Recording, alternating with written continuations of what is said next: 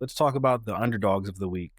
So again, not much of a betting guys, but a game that we have on our radar. So these over and unders and statistics are all from FanDuel.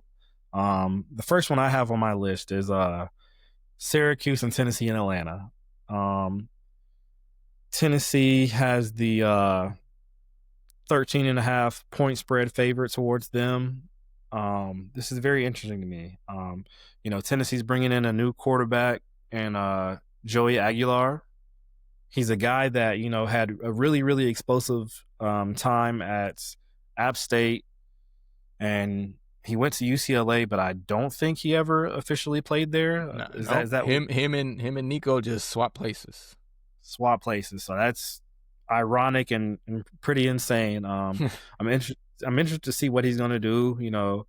Um, hey, he's got big shoes to fill and a lot of pressure just because the SEC is different. Yeah. On the other side, you got Syracuse's head coach Fran Brown. I was really, really impressed with what he did last season. He made a strong running in the ACC, and he finished pretty much, any way you'd want to in the regular season by beating Miami and just ruining their playoff chances and their hopes. So I'm excited to see what he does. He's got a new quarterback leading the team. He's got Stephen Jelly. He's the transfer from, I believe, Notre Dame. He was a backup there last year. He has really big shoes to fill. He's going to replace Kyle McCord, who was an explosive quarterback last year. He was actually the passing yards leader. I think he finished with about 4,779 yards last year. So will the offense be that explosive? I don't know. I don't think so, but I feel really confident about the Syracuse team, and I'm not buying that 13 and a half spread they have for themselves. So maybe a Neyland. I don't think in a neutral site game in Atlanta. Exactly. So just so we're clear, we're thinking Syracuse will keep the game closer than 13 and a half points. So it'll be 13 or closer. That's what we're saying, right? Yeah. That's what we're saying.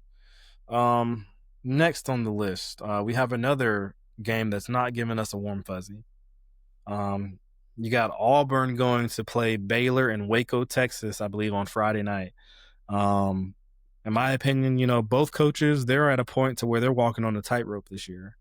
And Auburn, they have something to prove game one. I believe, Hugh Freeze, he's one of the guys that's in the hot seat this year from the jump. And so this is one of those games he's got to reel in, he's got to win. Auburn right now, they're sitting at a 2.5 point favorite in the spread.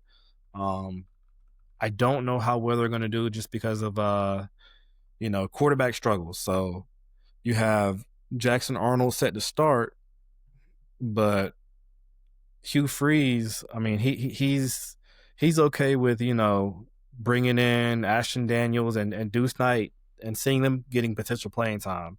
That's right. And and just in my opinion, that means you're not confident in your QB1 100% if you're willing to try any and everything this early in the season.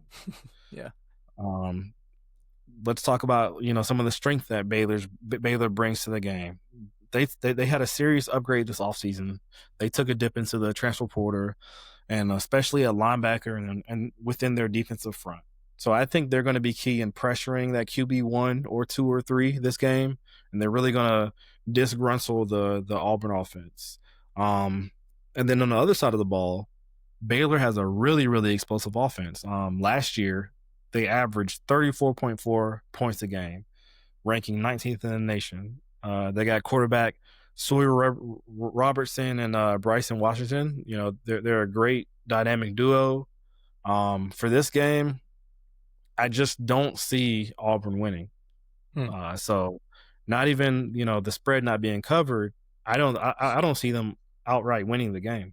Yeah. So just to recap, Auburn has minus 2.5 spread, and you're saying Baylor's just going to win outright. Yes. Gotcha. Yeah. So there you go. Syracuse and Baylor are our underdogs. Cool. I like it. We're just going to give you a quick overview of the weekend. This is what we think, this is the best way to watch the games this weekend.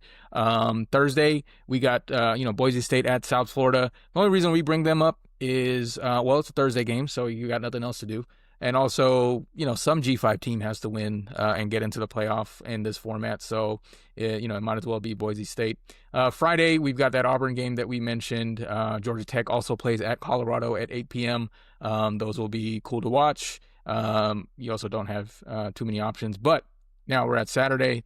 We got Texas at Ohio State. That's at noon, assuming you can watch it if you've got YouTube TV. Tennessee also plays Syracuse and Atlanta at 12 o'clock. 3:30, we've got Alabama at Florida State. Saturday night, the night game, LSU at Clemson, the battle for Death Valley. Moving on. We got a late night game, Saturday, 11 p.m., Utah at UCLA. Late night pack whatever action. Sunday, 3 p.m., we got Virginia Tech at South Carolina, also in Atlanta. Sunday night, Notre Dame at Miami. What is that? Catholics versus Convicts, part whatever. And then Monday night, we have TCU at North Carolina. We get to see the Bill Belichick experiment get started. So that is the weekend.